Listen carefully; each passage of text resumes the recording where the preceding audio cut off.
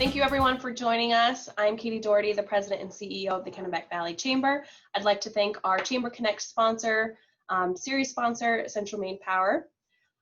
This presentation is recorded, and we will also email you the recorded link and the deck slide of the PowerPoint slides that Mike will be presenting later today. So feel free to sit back and really take in all the content, and we will email you all the information later today.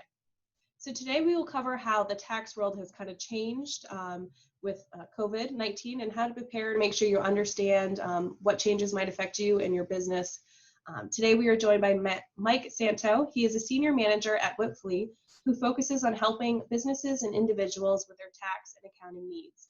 He works with clients on a year-round basis to meet their tax compliance requirements and business goals. As a trusted advisor, Mike's goal is to keep clients up to date on the newest developments that impact their industry and personal wealth, working with them to achieve favorable results. He works with clients in multiple states and industries, including manufacturing, restaurant, construction, real estate, and individual taxation. Mike, I will turn it over to you. Thanks for joining us today. All right, so as Katie mentioned, I'm going to be going over all the different tax responses that have come out from COVID-19, a lot that has come out from the federal government, and maybe a little bit about what Maine has discussed a little bit. There's a lot to go over, so I'm going to be going through this fairly quick, but as Katie mentioned, you're going to get the recording, you'll have the slide deck, so any follow-up questions you may have that come to mind maybe after the presentation, when you get a chance to digest it a bit more, all my contact information is right here, or feel free to reach out to Katie. So with that, just a quick legal disclaimer that I'm talking about tax stuff here, but everyone's situation is different. I'm talking very broadly, so it's always best to make sure you go and talk with your own tax accountant before doing anything on the advice that I discuss here today. Like I said, I'm going over this at probably 100,000-foot view, and there's a lot of the details that I won't be covering. So schedule for today, we're going to start at the beginning, kind of look at a timeline of what's come out, when this kind of all started. We'll talk about the two big bills that have come out, the Family First Corona Response Act, CARES Act, and then we'll talk about that presidential executive order on payroll tax deferrals that was about a month or so ago now when that was issued, but just started about a week or two ago. Then we'll take a look at where are we now, and then a quick look ahead where we think we're going to be come tax season 2021. So the timeline here in Maine, every state is a little bit different, but high level, the federal side of things, President Trump, March 1st, declared a national emergency. March 12th, Maine had its first case of COVID, and March 15th, the governor declared a civil state of emergency. March 15th is also the first tax deadline we have for businesses. So there's probably a few of you that are familiar with that deadline, and you may recall some of the headaches we were going through as we got to that point. A couple of days later, that first bill, the Family First Corona Response Act, went into law. So keep in mind that a lot of this, it's not, we find out about it when it hits law. We're learning and trying to keep up with it before then. So we're dealing with deadline, and we're trying to learn this new law. A week later, CARES Act comes out. That changes some of what was in the Family First Act and adds a bunch of new information, including the lovely PPP loan. March 20th, so it looks like I had this out of order a little bit, but on March 20th, Secretary Mnuchin tweets out that the tax deadline is going to move to July 15th. We got a lot of that this past year. It seems like that's the way that law and tax law changes in particular are being discussed, is right over Twitter. So that's how we learned about that. I think it was a week or two later that we got official guidance from the IRS that confirmed that. March 26th, we had Governor Mills also moved the deadline to July 15th. So we were having a lot of issues as March 26th 2 weeks left until the April 15th deadline. Already know we don't have to do it for federal, so what is Maine going to do? Because as most of you know, you need a federal tax return to file a state tax return. So if a state doesn't move it, what good does a federal extension do? April 30th, IRS released Notice 2020-32, which basically says the PPP loans, yeah, those are fine. Those aren't taxable if they're forgiven, but your deductions related to anything you spent the loan on can't be deducted. And I'll discuss that a little bit further down the line.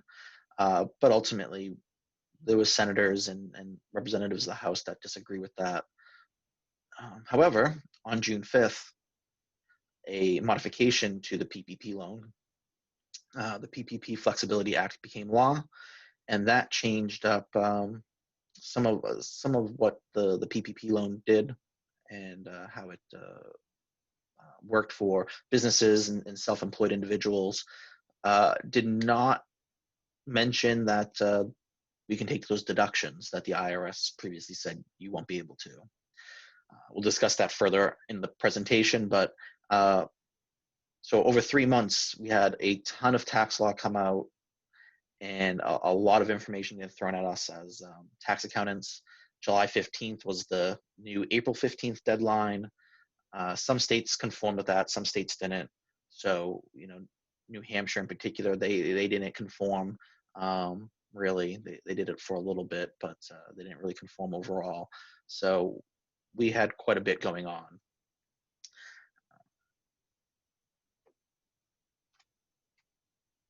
So this first Family First Corona Response Act, there wasn't a ton in this tax-wise. Basically 3 or 4 provisions that really matter for tax purposes. The first is the mandatory sick leave. What Congress was trying to get with this act was trying to find a way to reimburse employers and help employers keep employees on payroll using sick leave and extended family leave, because a lot of places were shutting down, or going to be shut down because of the pandemic. And what Congress was trying to achieve here was, you know, you got to still pay your employees in certain circumstances, but we'll give you a tax credit to help offset that cost.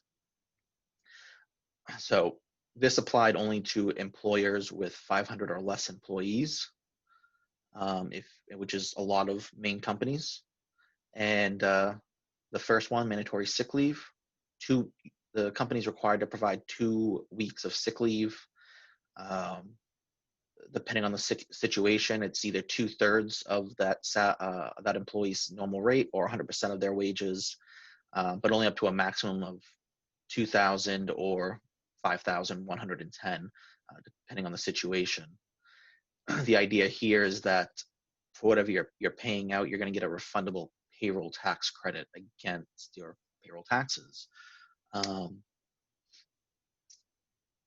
Situations that may require this to happen would be an employee being told they have to self-isolate, an employee experiencing symptoms of COVID-19 that's seeking medical diagnosis. We have if an employee had to care for an individual with COVID, or an employee having to care for their school-age children because daycare was closed or schools were closed. The extended family leave, that gave that required the same sort of grouping of employers, the ones with 500 or less employees, to pay 10 weeks of family leave. The pay across the board in this case was always 2/3 standard rate, and you get a $10,000 maximum, and there's still that refundable payroll tax credit available. So again, this is how Congress is trying to make up for sort of forcing these new requirements on employees that can't work or aren't able to work for one reason or another, requiring the employer to pay money, which they might not have a lot coming in during that time period, but still get sort of a credit against their payroll taxes, which for the most part is going to result in some extra money coming back to the employer. The other big item coming out of this act was the employee retention credit. Concern here was, if a business is not doing great, they're just going to fire all their employees, lay a bunch off. Some have to, some maybe just because they'll ride it out a little bit. The idea behind here was, hold off on firing them. We don't want unemployment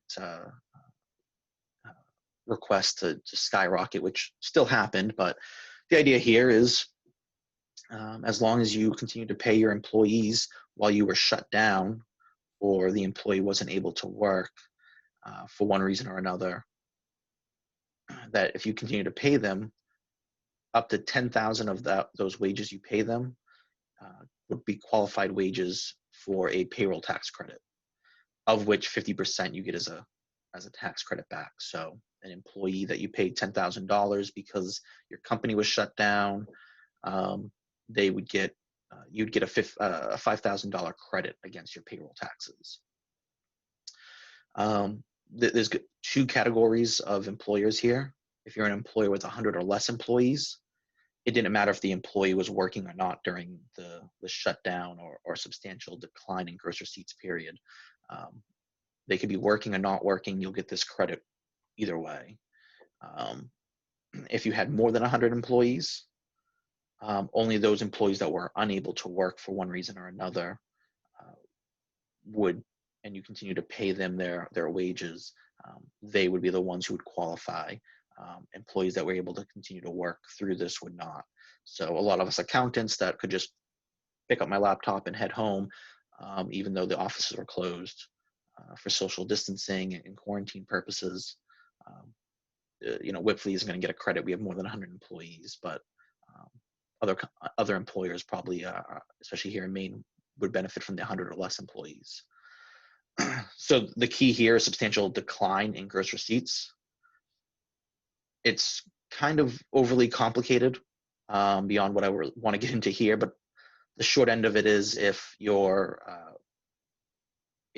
income, your gross receipts this year are between 50% and 80% of last year's during the same time period, you have substantial decline in gross receipts. Or less than 50% to 80%. So as long as you're sort of in that, under that 80%, under that 50%, you're able to qualify for this.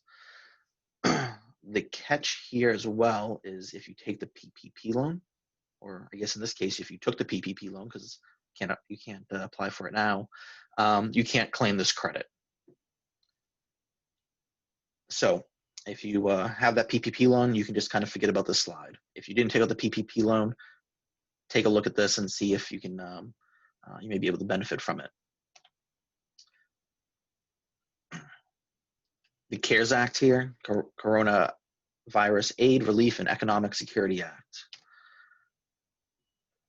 The big one, PPP loan. This is where that came from. A couple of weeks ago, Chamber already did a presentation on sort of the forgiveness aspect of this. You can't apply for it anymore, so I'm not going to get into the specifics of applying and forgiveness in this presentation.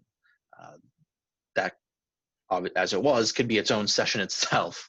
I'm just going to talk high level on what the PPP loan is, kind of some of the hassles we had to deal with it, where we landed on it. It got changed a few times, so where we're sitting on it right now, and then a little bit of what to be aware of as we move forward. So, like I said, this was kind of messy. Congress, in good faith, I'd say, was trying to get money out to companies so that they could pay their employees because companies were closed down. We weren't sure when we were going to open up. Obviously, this was back in March. Here we are in September, still unknown on when this is going to end or what our world's going to look like afterwards. So in March, they came out with this loan that said you can use this to pay your employees and some of your utilities, rent, and interest expense. But once your and you can get it forgiven, or if you don't get it forgiven, you'll get these really favorable terms. Originally 2 years, 1%. I think it's gone up to 5 years payback period now, still at 1%. So they said this is free money effectively, and a lot of people looked at it as free money. The downside is that with the rush to make this all happen, it was hard for everybody to keep up. The accountant side of things, we were trying to figure out the rules. Like I mentioned before, Twitter was a big spot for this. If you're interested in it, you can search the hashtag tax Twitter.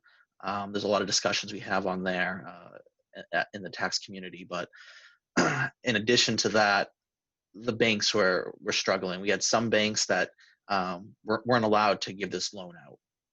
I think Wells Fargo was one of them. We had some banks that didn't want to offer the loan until rules were finalized. There was a lot when CARES Act came out that there was still a lot of guidance we needed, and a lot of gray areas or areas that just didn't make sense. So some banks took the position of, we're not going to offer this loan until guidance is clear. Some other banks, they jumped right at it. Day one, they're offering applications for it, and some of those banks had a course correct after more guidance came out.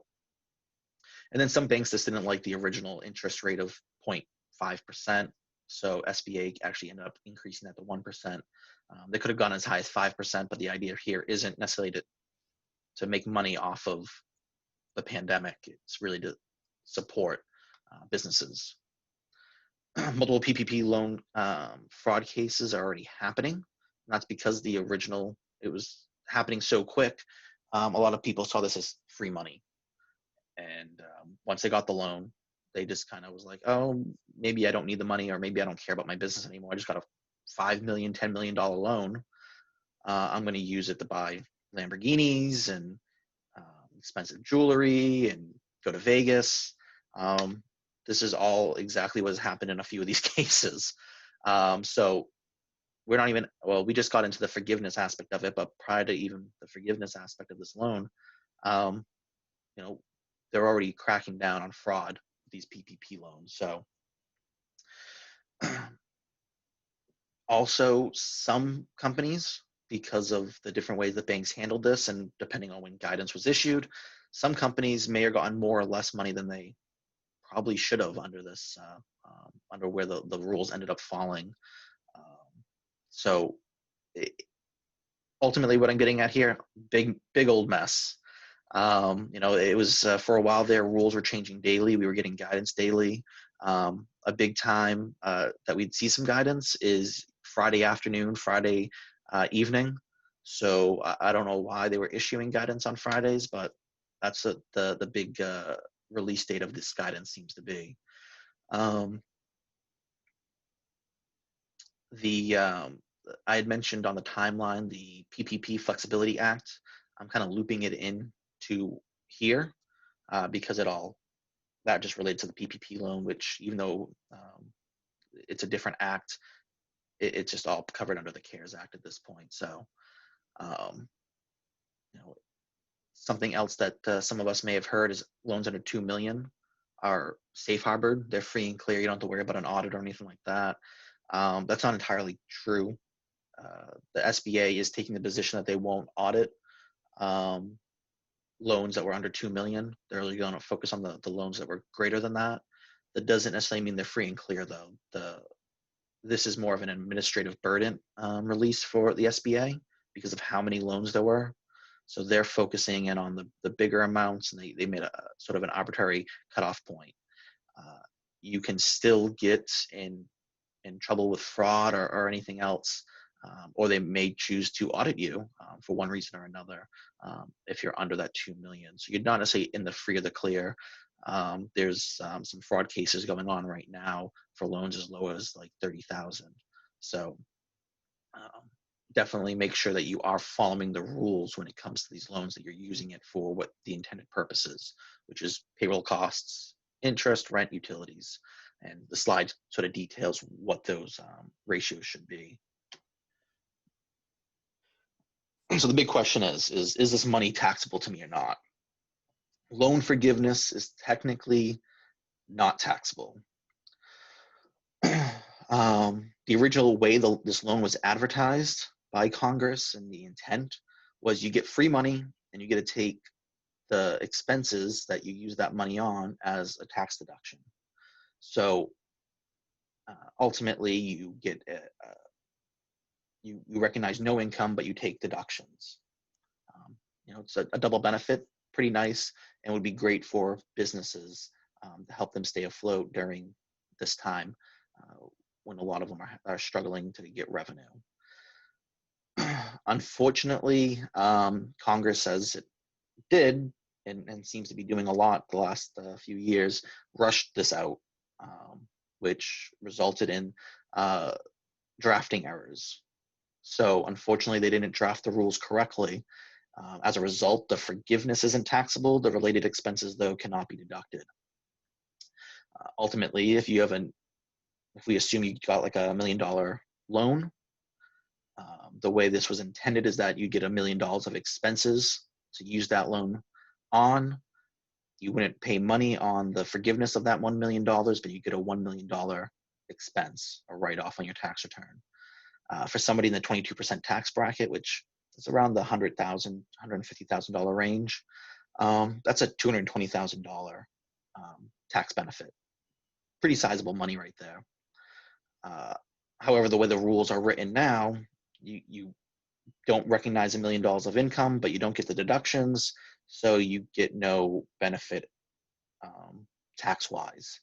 Obviously, you still get a benefit of you got money to help you pay your employees, to help you pay rent and interest and things like that, but you didn't get necessarily the intent here. May 5th, Senator Chuck Grassley, Rep. Richard Neal, and Senator Ron Wyden wrote a letter to the IRS saying that this obviously wasn't the intent of the law. The IRS should be trying to do what they can to correct it on their side. But ultimately, I got to side with the IRS on this one. A lot of the tax code there's no double benefit, which this would be. And IRS can't just change law. That has to be done by Congress. So Congress needs to make a change on this. If they don't, then I think it was still potentially a good program for businesses to help them out, but definitely not this sort of holy grail that we originally thought it was back in March. The CARES Act also introduced a payroll tax deferral on Social Security taxes. Originally, if you took the PPP loan and it was forgiven, you could not defer these taxes anymore. But part of the PPP Flexibility Act, they did away with that. So even if you took the PPP loan, you can still defer your Social Security tax. This runs through March 27th through December 31st, so through the end of the year at this point. Whatever's deferred, you repay it back equally in 2 installments by December 31st, 2021 and December 31st, 2022. So you get basically about a year before you got to pay this, almost 2 years, depending on if, we're looking back to March, before you start paying back any of it. As long as you pay it back on time, there's no interest or penalties, but obviously you got to make sure you're paying it back on time. We brought back NOL deductions. Not that they really disappeared, but they were usually, after the tax reform, they could only offset 80% of your income. They did away with that. Now it can offset 100% of your income again. The surprising factor here was that they went back to 2018. So they changed the rules for 2018, 2019, and 2020. Keep in mind, we're sitting here March of 2020, filing 2019 tax returns, and Congress passes these rules that say 2018 and 2019 just changed. So now we got to figure out and sort of hit the brakes. Which clients are going to benefit from this? How are we going to handle it for them? And is there a benefit? So these losses can be freed up, and they can be carried back 5 years now. So if you had a loss in 2018, now you're going to have, you can go back to your 2013 taxes and recoup income. The idea here is that you're able to free up some money and get some capital to help, again, support the business during these during the pandemic. There was another item that I don't think was used too much. At least I didn't see it too much the last couple of years, and that would make sense. The economy was booming, but part of the Tax Cuts and Jobs Act, the tax reform, they had introduced this excess business loss limitation, which shorthand is if you had too big of a loss, you couldn't take that deduction in full that year that you incurred the loss. So if your business has had $1 million loss and you filed a single return, you could only deduct up to $250,000 of that loss that first year. The other $750,000 would flow forward to the following tax year as a net operating loss. So I only saw maybe 1 or 2 businesses that had this issue myself, but I can see it being pretty prevalent in 2020 when we go to file 2020 taxes. But the idea here is that they did away with this limitation for 2018, 19, and 2020. So again, we sitting there saying, okay, well, now our 2018 tax returns just changed again. Or potentially even our 2019 tax returns just changed after we just filed it 2 weeks ago. So what do we need to do? The potential increase here is that NOL that you maybe had in 2018 just increased quite a bit. So now you have even more NOL you can carry backwards to 2013, and again, free up some of those taxes. And for those not familiar with this overall, I keep mentioning bringing it back to 2013. If you didn't have enough income to offset that loss in 2013, it moves forward to 2014, 15, 16, 17. And if you still have losses after that, they'll continue forward with for quite a while. So you would never lose the benefit of it. The other big item from tax reform that got altered was this business interest expense limitation. The idea here was that companies with a lot of interest expense were going to start being limited to 30% of their income. Congress bumped this up to 50%. Applied to 2019 and 2020, so we don't have to worry about going back to 2018, but partnerships aren't able to use this until 2020. And that's because of a lot of different partnership rules that changed as well in the last few years. That basically says partnerships can't amend their tax returns. So because 2019 was already happening and had already passed, they, instead of making it retroactive for partners, they just kind of kept it moving forward. Real estate and farming businesses, there was an election that they could make related to that business interest expense limitation that allowed them to basically choose, do they want to depreciate their property all up front using bonus depreciation, or do they want to be able to claim all of their interest expense with no limitation? Because they've changed the limit, Congress and IRS are allowing people that have made that election to reverse it if they'd like. Qualified improvement property. This was a big old error made when tax reform was done. We used to have what was called qualified leasehold improvements and qualified improvement property. Tax reform happened and messed it up pretty substantially. The idea here is that this is improvements to commercial real estate that you could take bonus depreciation on, which is you could write off the entire amount immediately. The reason why that's such a great benefit is that normally improvements to a building, you got to depreciate over 39 years. I don't think, and I've been doing this for about 10 years now, but I don't think I've ever seen a building fully depreciated. So if you're able to write it all off immediately, that's a big boon to your business right away. Tax Cuts and Jobs Act messed that up. They drafted it incorrectly because they, again, were rushing it out. So that messed up a lot of companies, and you're probably familiar with this if it impacted you. So as part of the CARES Act, they fixed this, and they made it retroactive to 2018. So effectively, they fixed it backwards. So it was, never an issue at this point. But this was the first one that I can understand as being CARES Act and assisting taxpayers. But it was also a big point of contention of why the Trump tax policy, the Trump administration's tax plan had a few issues to it. And this was a big one of them. So when a lot of us in the industry saw this, we could already see these bills were going to start getting political.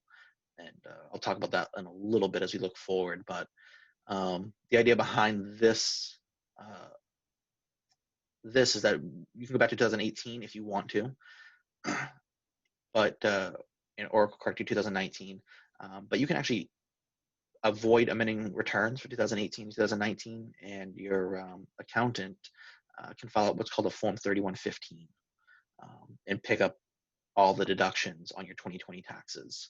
So if the additional deductions won't create an NOL for you for those years, and you don't necessarily need the money right this moment, you can wait until April of 2021, then I would recommend holding off and doing it all at once on your 2020 taxes. Keep in mind that if you do create a net operating loss in 2020, you can carry that back 5 years still. So, you're not necessarily losing on anything here by holding off. Individuals, the stimulus checks, another big contention point that came from CARES Act, and I think I get an email about every other week from people asking when they're going to get another one, or even where's my first one. These stimulus checks, they went out. If you filed single or head of household, you got at least a $1,200 check. If you filed jointly, you got at least $2,400. And then you got $500 for each child under the age of 17. A big issue, and yes, it is another drafting error. They forgot that kids are still claimed as dependents after the age of 16, and didn't cross-reference tax codes. So unfortunately, if you had a kid above the age of 16, particularly student college-age kids that you could claim as a dependent because A, they didn't really have a job, they're going to school, and B, you paid most of all their expenses. Nobody got that $500. That child got, well, the parents didn't get the $500 and the child couldn't get a $1,200 check or even a $500. They just completely lost out on the stimulus check. In some of the more recent proposals that have mentioned stimulus checks, they are fixing this. Whether or not any of those passes, we'll discuss later, but ultimately, yeah, they messed up kind of big here. The other key is that it's if they can be claimed as a dependent, not if you decide to let your kid file their own tax return. The law is very clear on when somebody can be claimed as a dependent.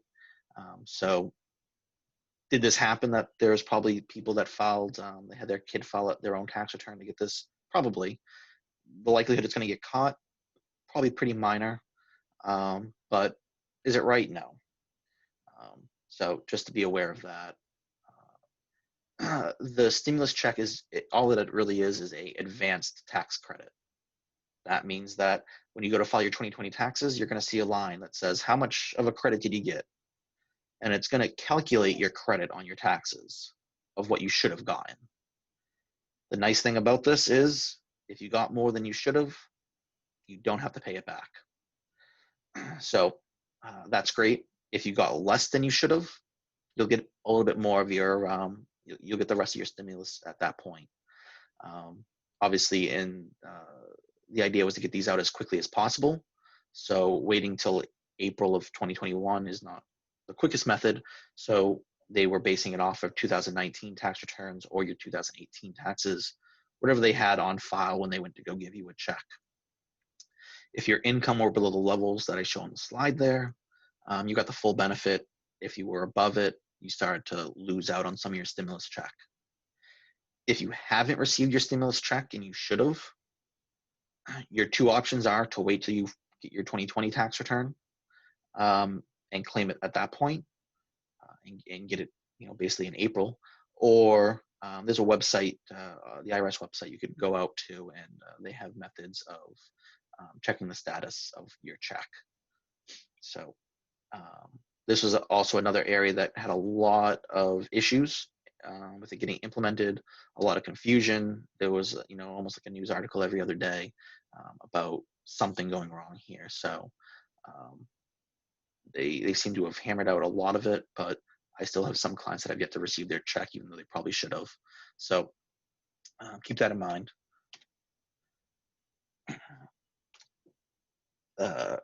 CARES Act added a couple of retirement account benefits. The first one is if you have to take money out of your retirement account for COVID-related reasons. You came down with COVID, your spouse came down with COVID, or just because you're out of work, and so or laid off, or any other reason why your finances have been infected due to COVID, you can take up to $100,000 out of your retirement plan and avoid the 10% early withdrawal penalty. Once you have that money, you got kind of two options laid out in front of you. You can treat it as a loan and pay it back over 3 years. If you do that, the $100,000 isn't taxable on your tax return. Your other option is you don't want to pay it back, or you can't pay it back, so you have to report it as income. And in that case, you can report it over 3 years instead of all up front. So if you took out a $90,000 out of your 401k, you would recognize $30,000 on your 2020 taxes, another 30 on your 2021, and the final 30 on your 2022 taxes. Obviously, again, the idea here is to limit the burden on people and try to spread it out over as long as they can. They also waived, for those that are retired, they waived the required minimum distributions for those that don't need to draw that money out. We have a few people that are working still, and they have to take out money out of their retirement accounts for one reason or another. And we have some people that they maybe don't need to take out money out of all their retirement accounts, but do because of the required minimum distribution. If that's a situation you're aware of, and somebody that's aware of, this is available as they don't have to take money out. The problem is that there's people that either A, didn't know about it, or B, they took it out January 1st. This guidance didn't come out till the end of March. Maybe they didn't want to take that required minimum distribution. Maybe they want to put it back in. We don't really have good guidance on if they can or not. Hopefully by the end of the year we get something, but we may not. And in that case, if they didn't want to take that money out, then I guess that it is what it is. But they can be aware of it going forward. The CARES Act also added in this $300 deduction for charitable contributions. Bunch of questions still on this. One being, if I'm a married filing joint individual, do me and my spouse get $300 each, or is it just $300 per tax return? The other thing that's unclear, or it seems kind of clear, as much as it doesn't make sense, is that this only applies for 2020. So once we hit 2021, we get nothing.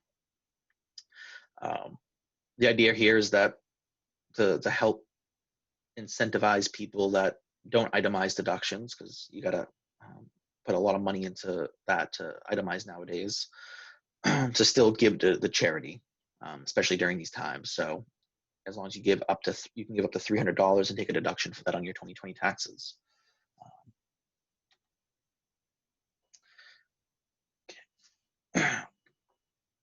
They changed around the contribution limitations as well. So C Corps, instead of being limited to 10% of their AGI, they got up to 25%, and individuals were limited at 60% of their income. Now they could literally give away 100% of their income and avoid taxation completely.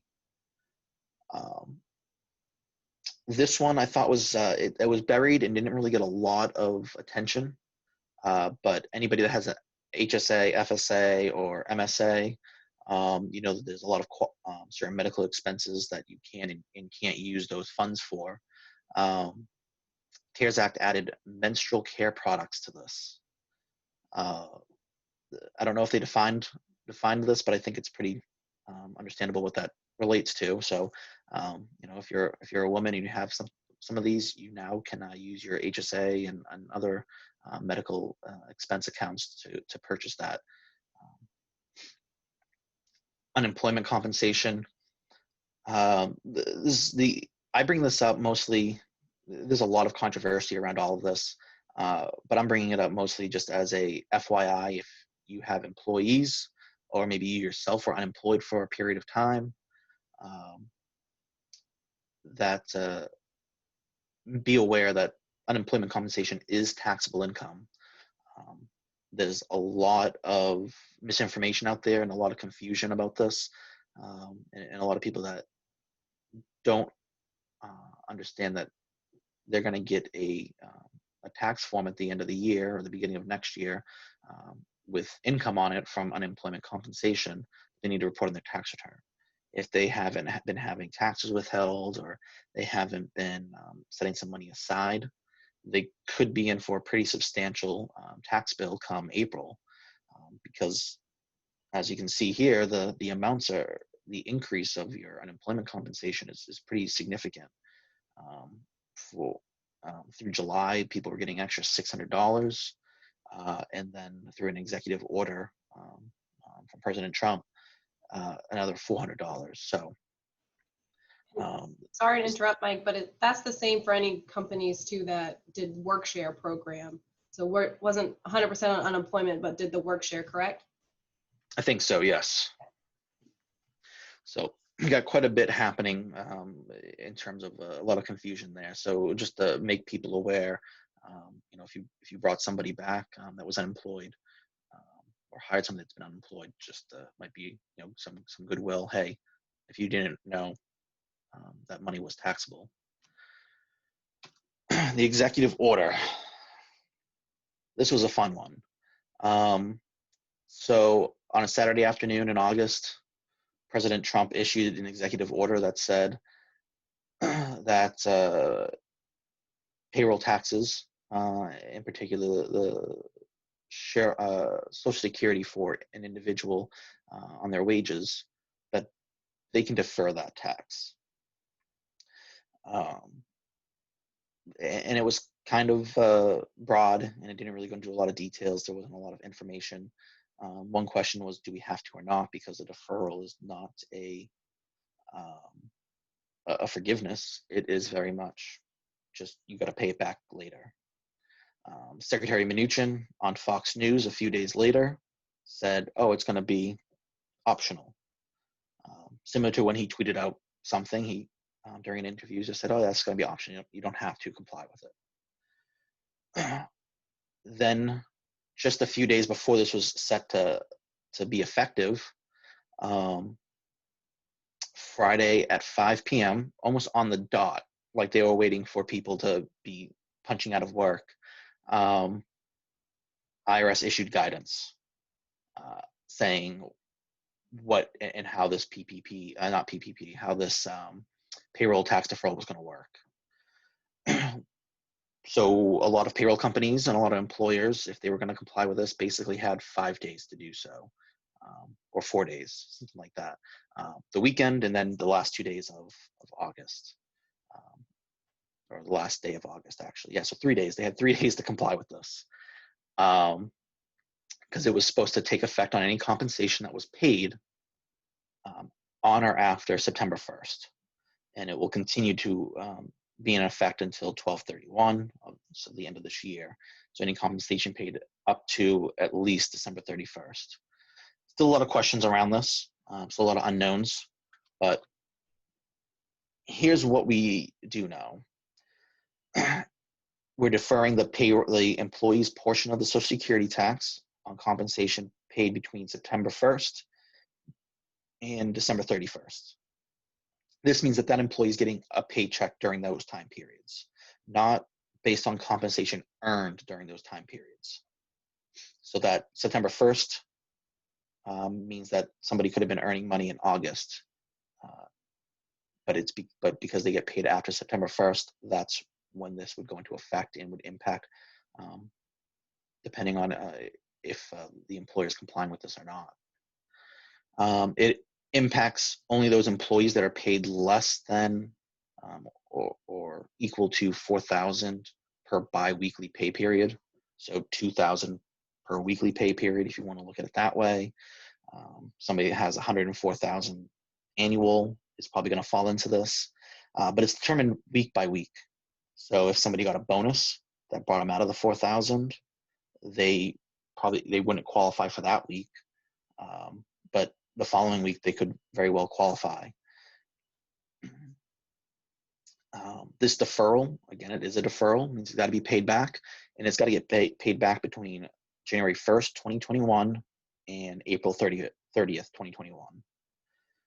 As long as it's paid back within that time frame, there's no interest or penalties. And the recommended method is you would basically not withhold Social Security between now and the end of the year, and then you would double hold in between January and April of 2021. So those employees get a bigger paycheck now, smaller paycheck after. So here was the kicker. When we got the guidance, it was surprising to learn that this is the employer's problem. The employer is the taxpayer in this situation. The employer is the one who decides whether or not to comply with this. And actually, the guidance doesn't even say if it's optional or not. But within the industry, many employers are not complying with this because, again, the idea is they'll save money now, they'll pay it back later. We don't know where we're going to be. A lot of unknowns. So an employee can't demand that you comply with this or not, or if the employer complies with the executive order, the employee can't say, oh, you can't do that. And it's the employer's responsibility to collect and remit these during the repayment period. So what happens if an employee leaves? We don't know. It sounds like the employer would have to pay those taxes back and then reach to recoup them from the employee. So ultimately, the government's looking for the employer to pay these taxes back next year. So if an employee is still working with you, it's probably not a big deal. If the employee isn't, then you probably have an issue.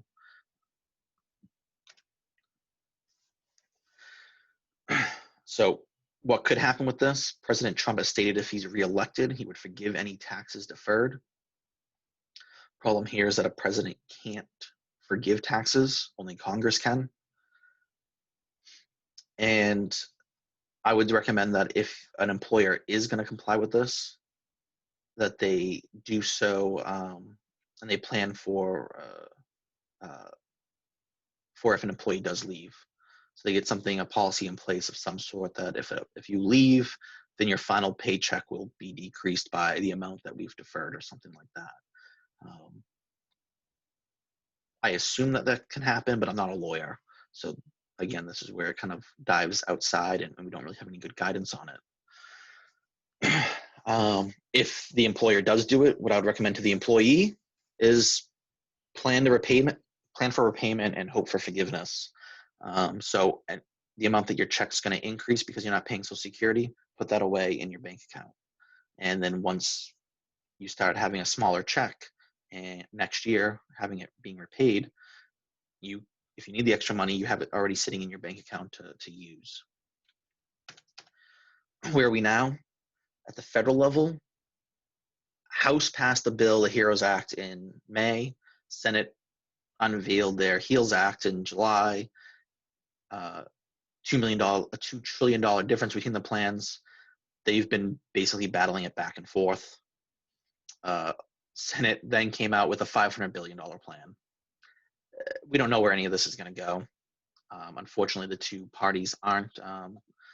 They keep meeting. This was supposed to be back in July, and now we're here in September. It sounds like the House is willing to go down from 3 million to 2.2. I mean, not 3 million, 3 trillion to 2.2 trillion. And the White House is willing to go up to 1.5 trillion. So we don't know where we're going to be at. And I think as we get closer to election time, it's ultimately going to depend on how the election goes. If everything sort of stays status quo, House still run by Democrats, Senate by Republicans, and Trump in the White House, I think there's potential for a bill. If any party switches over, or I guess if the House becomes Republican and we have a Republican president and a Republican Senate, I think we'll see something.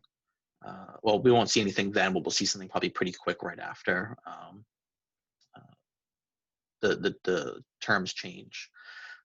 But if we see any substantial changeover, especially if Democrats take full control, I don't think anything's going to pass before that happens. So as we get closer, I think it's less and less likely that anything will happen. At the Maine level, I hate to say it, but it's political at this point. The Maine legislature adjourned March 17th due to the pandemic. March 18th, Maine finally conformed to the Internal Revenue Code as of 12/31/2019. So that means that Maine was a year behind already, and we didn't even have a pandemic issue in all of 2019. And it took them still 3 months to get us conformed to the federal law. In July, the Democrats wanted to bring back a special session to cover bills that hadn't been addressed before everything was adjourned. Republicans blocked it by effectively not voting. Under Maine Constitution, both parties need to have a majority approve a special session. Otherwise, the session can't happen. August 5th happened again. Basically, the reason why Republicans do not want to go back to a special session at this point is they want what's going to be addressed during a special session to be identified prior to the session.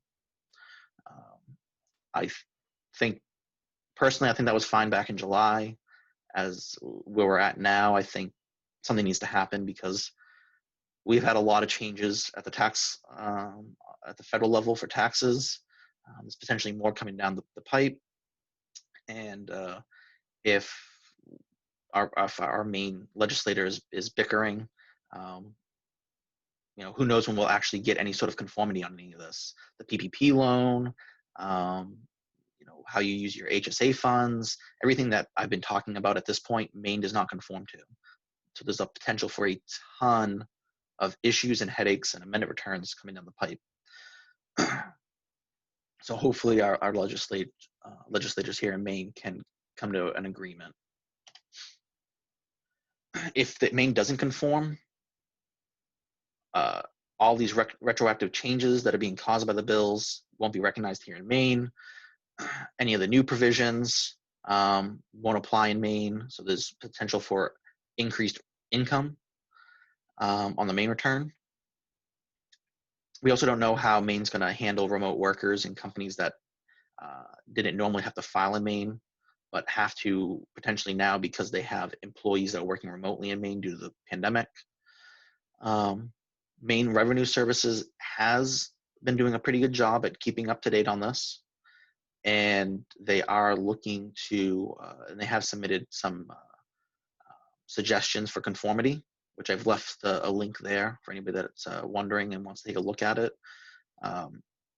But Maine Revenue can't do anything. It needs to be through legislative. And again, I'll point out, we had a pretty easy 2019, and the pandemic crisis didn't really hit until March. yet Maine wasn't able to get pass the tax legislation to get us conformed and up to date until middle of March of the following year. So it's tough. I don't see it being a good tax season, I guess, which I'll get into right here. I know I'm probably a little touching on the time. I was just going to say, Mike, we're a minute shy, and I do want to get to questions. So I don't know if we want to try to do some questions, and then I think I've covered most of this. That ultimately what it comes down to here is, as we get closer to the election, I don't think we're going to see anything, and unfortunately, it means that it's going to ultimately come down to the November elections. What you can be doing is making sure you're staying in touch with your accountant, start working with your accountant on PPP loan forgivenesses. If you're complying with the payroll deferral, make sure that you're doing like I suggested earlier, and be prepared to file a lot of Maine amended returns. Whatever you file in January, February, you're probably going to have to amend. And give your accountant a thank you. We've been through a lot this year. Awesome. Well, thank you, Mike. I will open this up to questions, so feel free to submit questions in the chat box. I did have one question that was sent ahead. So, Mike, how would it affect me and my business if they decide to tax the PPP now once we got it? It's kind of hard because when people applied, they didn't realize that was going to happen. So any suggestions on that front? I mean, right now that I don't think they're going to suggest that. I don't think they're going to tax it. Like I said, it's and I don't know if that's referencing Maine's law or the federal law, because again, Maine hasn't conformed. So under federal law, that forgiveness isn't taxed, but you get no deduction. So you ultimately end up zero. In Maine will tax the forgiveness, but allow you to take the deduction. So you end up at the same place, just two different roads. Yep. The big issue is going to be if Congress, federal, come together and allow those deductions. Until Maine conforms at that point, Maine will be in a situation where you're going to get taxed on those PPP funds, where the IRS is saying you don't have to and you're going to get a deduction. So that's where we'll have the issue. But until Congress can pull themselves together, who knows if that's going to happen. Perfect. Well, thank you. Nobody submitted questions, so it's either you gave them so much information that they are saying, oh gosh, I need to call my accountant right now, or you did a great job of covering everything. So thank you for taking the time, Mike, to go through this. I'm sure you guys are crazy with everything going on. Thank you everyone for joining us. You'll be receiving the link in the deck slide later on today. Thank you again to Central Maine Power for being our sponsor, and hope you guys go out and enjoy some nice this fall crisp weather that we've been having lately. So we'll see you guys all later. Bye-bye. Thanks everybody. Bye.